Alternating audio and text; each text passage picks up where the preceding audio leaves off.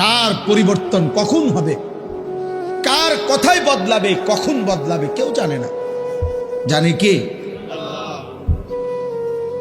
আল্লাহ। হয়তো তার কাছে এক কথা দিলে লাগছে যে হায় আসলে আমার জীবন এমন ঘৃণ্য জীবন।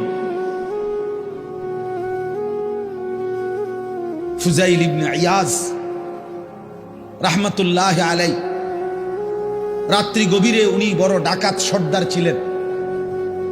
তো গভীর রাতে উনি ডাকাতি করতে গেছেন। রাশিয়া সামারকান্দের বড় ডাকাত, পৃথিবীর একজন বড় বিখ্যাত ডাকাত সর্দার ছিল তিনি। তো রাত্রিবেলা যখন গভীর রাতে এক বাড়িতে ডাকাতি করতে ঢুকছে আল্লাহর কুদরতে, দরজার সামনে গিয়ে যখন দাঁড়াইছে তখন শুনতেছিল বাড়িওয়ালা ওই সময় আল্লাহর কোরআন পড়তেছে। আমার কাছে আরবি কিতাব আছে, কিতাবে লিখছে আজ-জুহাদু মিআতুন, ওই কিতাব। তো এটা বাংলা অনুবাদ হয়েছে দুনিয়া বিমুখ শতমনীষী, অসাধারণ কিতাব। তো রাহনুমা প্রকাশন।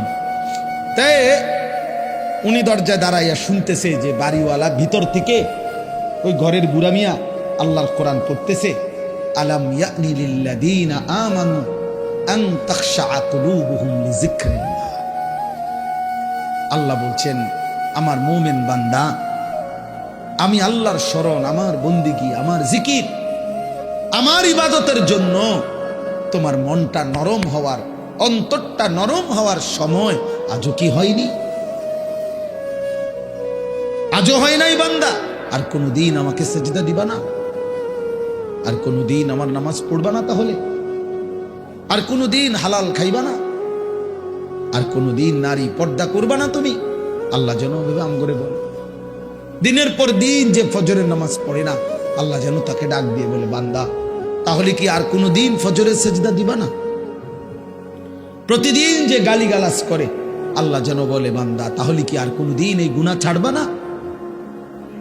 এভাবেই বলে যাইবা, এভাবেই আমি আল্লাহকে কষ্ট দিবা। তো এই ডাকাত সর্দার ফুজাইল, উনি তখন এই আয়াত হঠাৎ করে গভীর রাতে ওনার এই কথাইটা, উনি তো বুঝছে অর্থ, ওনার কলিজার মধ্যে গভীর রাতের নিস্তব্ধ, চারিদিকে তো ঠান্ডা নীরব, এই এক আয়াত ওনার কলিজা ছিদ্র করে ফেলছে, দিলে লাগছে। উনি পিছন দিকে ফিরে এসে চলে আসছে, বালা ইয়া রব্বি কদ আনা, আর চিৎকার করে দুই হাত তুলে বলছে, আয় রব, আয় মাওলা, সময় হলো, হয়েছে সময়, আমি আর এই নাফরমানির জিন্দেগি করব না, দিলাম ছাইড়া। এরপরে আমি যেটা বুঝাইছি আরেকটু রয়েছে কথা। এই ডাকাত সর্দার তিনি এত দুর্ধর্ষ ডাকাত ছিলেন যে ওই জামানায় আপনার যেই কোনো মানুষ, পথিক, মুসাফির, এমনকি বাচ্চা পর্যন্ত ওই অঞ্চলে ওনার নাম শুনলে ভয় পাইত। তো কিতাবে লিখছে যে মায়েরা তাদের বাচ্চাদেরকে দুষ্টামি করলে, ঘুম যাইতে না চাইলে ভয় লাগানোর জন্য বলতো, এই ফুজাইল রে ডাকি, তো বাচ্চা কাঁপতে শুরু করত। মানে তাহলে বাচ্চা সোজা হয়ে যেত, চুপ হয়ে যেত, এমন ভয় পাইতো তাকে, বাচ্চারা পর্যন্ত ভয় পাইতো তার নাম শুনে। তখন তিনি চিন্তা করছে, ওই ঠিক ওই সময় রাত্রে উনি পিছনের দিকে আইসা কোথায় যাবে এই মুহূর্তে, তো আল্লাহর কাছে এক ফোঁটা চোখের পানি ফেলতে ওনার মন চাইছে, তওবা করবে, মাফ চাইবে, আজকেই গুনাহ ছেড়ে দিবে। ছেড়ে তো দিলই, ডাকাতি করে না। তো লিখছে যে পার্শ্ববর্তী একটা খালি ঘর একটু দূরে, এমনি সারা বাড়ি আর কি, এটার মধ্যে মানুষ থাকার কথা না, এইখানে উনি একাকী মনে করে নিয়ত করছে যে এখানে ঢুকে আমি একটু নীরবে চোখের পানি ফেলে আল্লাহর কাছে এই রাতেই তওবা করব। তো উনি ঢুকছে ওই ঘরে, ঢুইকা দেখে ওইখানে কিছু লোক, যারা তৎকালীন জামানায় মানুষ এক জায়গার থেকে আরেক জায়গায় সফর করার সময় রাত হয়ে যাওয়ার কারণে এইখানে আশ্রয় নিছে কিছু লোক আর কি, ওরা ওইখানে শুয়ে রয়েছে, মুসাফির, পথিক মুসাফির। তো এই মুসাফির যেগুলো শুয়ে রয়েছে, ওরা গভীর রাত, কিন্তু কারো চোখে ঘুম নাই, শুয়ে আছে ঠিক চোখ খোলা। তো তখন উনি ঢুকেই শুনতেছে, ওরা বলতেছে এই সাবধান, ঘুমায়ও না কেউ, ফুজাইল যদি টের পায় তাইলে কিন্তু সব লুণ্ঠন করে ফেলবে, সব ছিন্ন ভিন্ন করে ফেলবে, সব কিছু ছিনিয়ে নেবে, কাজে কেউ ঘুমায়ও না, সতর্ক, কোনোভাবেই রাতটা পার করে এখান থেকে পার হইতে হবে। ফুজাইল কিন্তু যদি টের পায়, এই কথা উনি শুনছে, এর দাঁড়ায় দাঁড়ায়, উনি তো সেই ফুজাইল। এই তখন কিতাবে লিখছে, উনি এইবার এমন কান্দা কানছে, কাইদা বলছে মাওলা আমি বুঝি এমন নিকৃষ্ট হইলাম যে বাচ্চা পর্যন্ত আমারে ভয় পায়, এমনকি পথিক মুসাফির ভিন দেশি পর্যন্ত আমার নামে কাফের, আমি কি পরিমাণ মানুষের কষ্ট দিলাম। তখন উনি নিয়ত করে বলছে আল্লাহ আমি আর এই জমিনেই থাকবো না, এই মাটিতেই আমি এই দেশেই আর থাকবো না। তখন উনি তওবা করে সরাসরি হিজরত করে আল্লাহর ঘর মক্কায় চলে আসছে, আর বাকি হায়াত কাবার পাশেই উনি জীবন কাটাইছে। এরপরে উনি হইছেন সাইয়্যিদুল আউলিয়া, আউলিয়াদের সর্দার।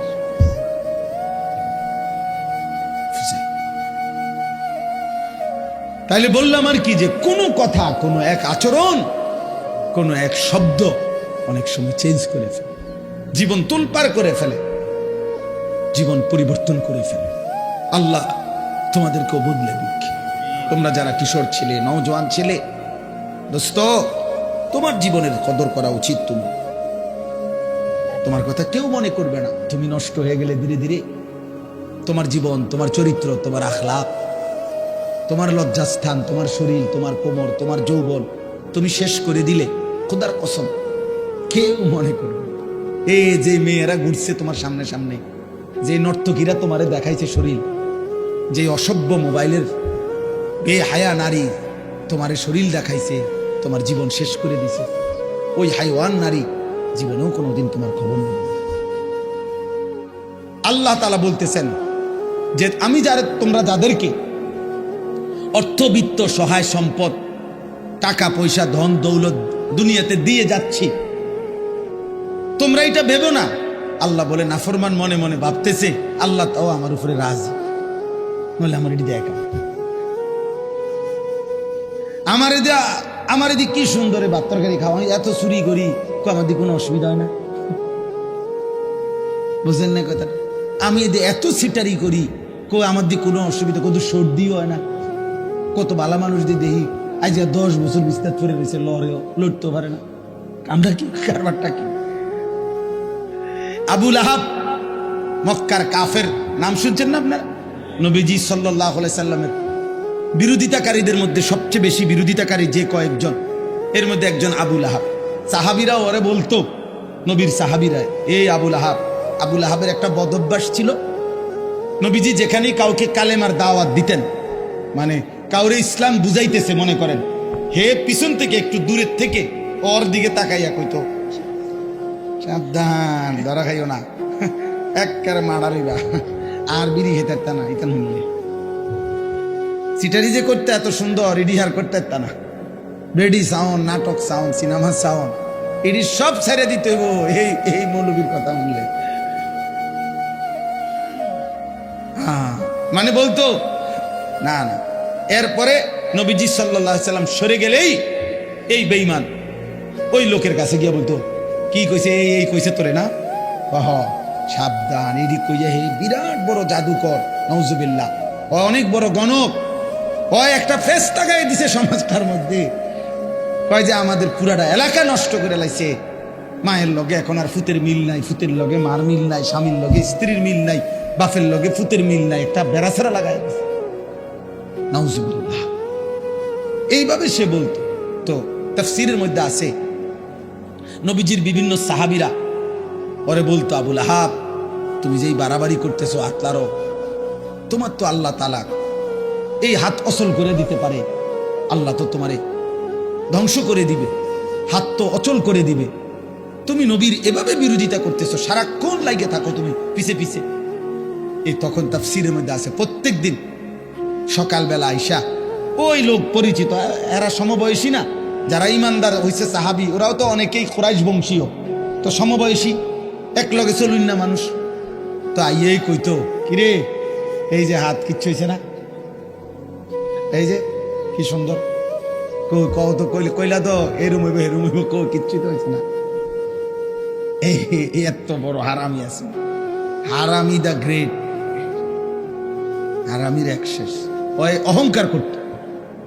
তো আল্লাহ তাআলা বলেন আয়াহসাবুনা আন্নামা নুমিদ্দুহুম বিহি মিন মালিন ওয়া বানিন নুসারিউ লাহুম ফিল খায়রাত। আল্লাহ বলে যাদেরকে আমি দুনিয়ায় কিছু সম্পদ এবং কিছু সন্তানাদি জিফুত নায়নাত করে দিছি, তারা ভাবতেছে আমি আল্লাহ তাআলা তাদেরকে ভালোর উপরেই রাখছি, কল্যাণের উপরেই রাখছি, খুশি আমি তাদের উপরে। তারা মনে মনে ভাবতেছে না, বাল্লা ইয়াশউরুন, আসলে তারা বুঝতেছে না যে শুধু সম্পদ, শুধু সন্তান, শুধু অর্থ, শুধু ক্ষমতা, শুধু সুস্থতা, দুনিয়াবি কোনো চাওয়া পাওয়া পূর্ণ হওয়া, এটা কোনোভাবেই আল্লাহর সন্তুষ্টির কোনো পরিচয় নয়। আল্লাহর সন্তুষ্টির পরিচয় নয়। বাঘের, সিংহের, গরুর, ছাগলের কোনোদিন সর্দিও হয় না, কাশিও হয় না, ব্যায়ামও হয় না, ফেড়ে ব্যথাও হয় না, ডায়াবেটিসও নাই, গ্যাস্ট্রিকও নাই, কিচ্ছু নাই। তাহলে তো আল্লাহ তাআলা সবচেয়ে বেশি সন্তুষ্ট জানোয়ারের উপর, নাকি? কথা বলে না কেন? তাহলে এইটা নেই, পেটে অসুখ, মাথা ব্যথা নাই, ভাত খাইতে আসি, ঘুম যাইতে আসি, এটাই যদি প্রমাণ করে আল্লাহ সন্তুষ্টি, তাহলে তো জন্তু জানোয়ারের এগুলো আরো বেশি পূরণ হচ্ছে। হ্যাঁ, কোনো হাসপাতাল নাই, চিকিৎসা এত বেশি কিছু নাই। অতএব এটা না, আল্লাহ বলছে বল্লা ইয়াশউরুন, না না, নাফরমান বান্দা বুঝতেছে না, ও বুঝতেছে না।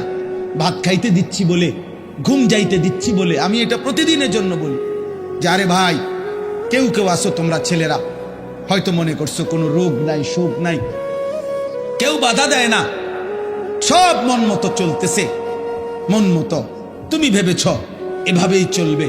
না না, আল্লাহ বলে দুনিয়ায় ভালো থাকা, দুনিয়ায় একটু আরামে থাকা, এটা আমি আল্লাহর সন্তুষ্টির পরিচয় প্রমাণ নয়। আমি তো কাফের বেঈমানকে দুনিয়া অনেক ভালো থাকতে দিছি, অনেক সম্পত্তি দিয়ে ভরপুর করে দিছি। অতএব এগুলো কি আমি আল্লাহর সন্তুষ্টির জন্য দিছি? কথা বলেন না কেন? তাহলে এটা না। দাওয়াত গত বছর দিনাজপুরে হুসাইন ভাই খুলনাতে, হ্যাঁ, দাওয়াত দিয়ে সারছি, শুনছে 20 মিনিট কথা বলার পরে ওরা 3 ছেলে আমার বলতে, হুজুর আমরা তো হিন্দু,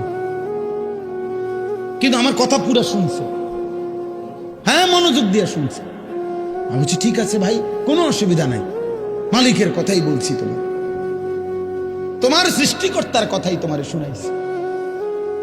সেই দিন এক মাওলানা সাহেব রংপুর থেকে খবর পাঠাইছেন যে একটা মাহফিলের ডেট দিতাম কেন এত দরকার হইল, উনি বলছেন যে এক ওই বাজারের হিন্দু ছেলে, ওর কথা হইল হুজুর, এই হুজুর রে দাওয়াত দেন। আলহামদুলিল্লাহ।